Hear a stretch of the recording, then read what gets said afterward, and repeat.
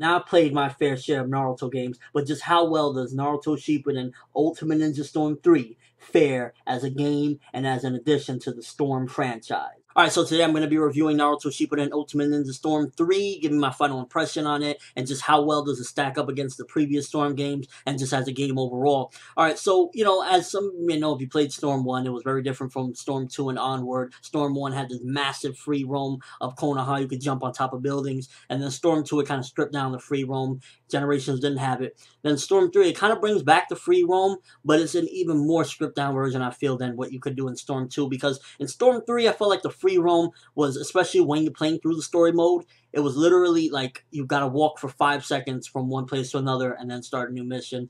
And I really wasn't a big fan of that playing throughout this game.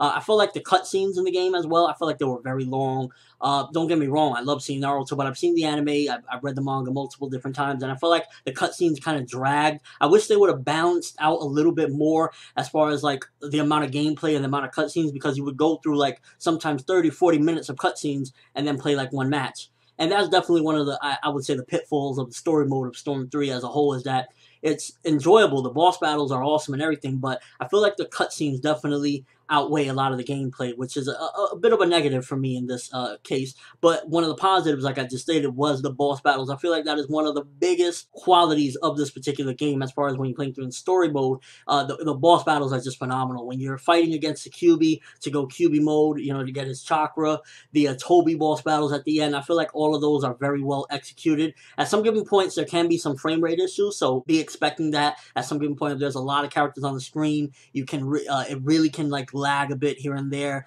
So there are some issues as far as frame rates go. Not that it's very noticeable. It does happen occasionally. Now, as far as the hack and slash element that was introduced to this game, you do get to play it a couple different times. You get to play with Sasuke, and you're invading the 5 Kage Summit. Another couple times is when you're going through to fight Ginkaku and Kinkaku. You got to fight a lot of Zetsus. And I feel as though it was a good addition, because it gave a little bit more variety to the game, and it was fun, and it had some enjoyable aspects to it. But I feel like they could have put a little bit more to it, because it felt like a cool little, I guess, little bonus game to it, but it definitely wasn't like, anything you would get from a standard hack and slash, like a One Piece Kazuku Muso or a Dynasty Warriors game. It definitely wasn't anything like that. It was more so just adding multiple different enemies on the screen and having you face them, and taking out some of the extra aspects you would have in a normal battle. So as far as the hack and slash thing, is it the greatest hack and slash thing? No, but it is a quality bonus, and is a different, a bit of a variety. So when you're fighting multiple enemies on the screen, it gives a little bit more than just, the one-on-one battles, and it makes for an interesting boss battle, or just an overall interesting scenario that they set up within the game. Now, as a whole, the game, I feel like the strong points are definitely the boss battles. I feel like some of the cutscenes look gorgeous. The animation and just overall the graphics and everything from this game look beautiful. It just looks really beautiful. They've done an amazing job as far as looks-wise, the graphics. The boss battles, like I said, are done very nicely. I feel like they definitely outdid the boss battles from Storm 2. Some of the weaker aspects is I feel like the abundance and the overload of cutscenes that plagued this game. I feel like you watch too much cutscenes, and don't get me wrong, if you've never seen a lot of this stuff in the anime, you've never read this in the manga, then I highly recommend it, because a lot of it is really good up till the end, because this game does end with a filler ending that is a bit different from what happens in the manga, and I believe that was just to avoid spoilers for people that haven't seen the anime and played through this game. So there is a difference between the story and whatnot, but I do still recommend, if you want to get the story, check it out.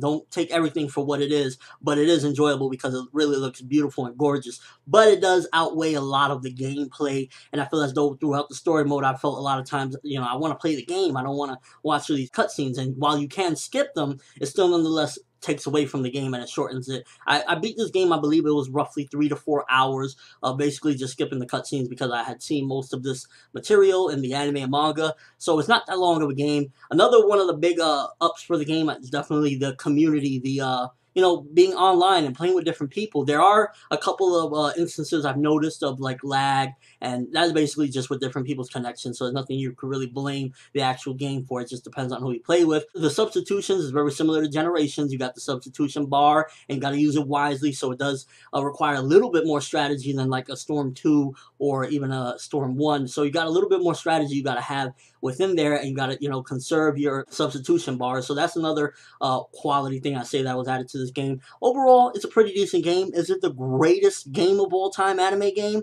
Probably not. Is it an awesome Naruto game? Definitely. Is it the best of the Storm series?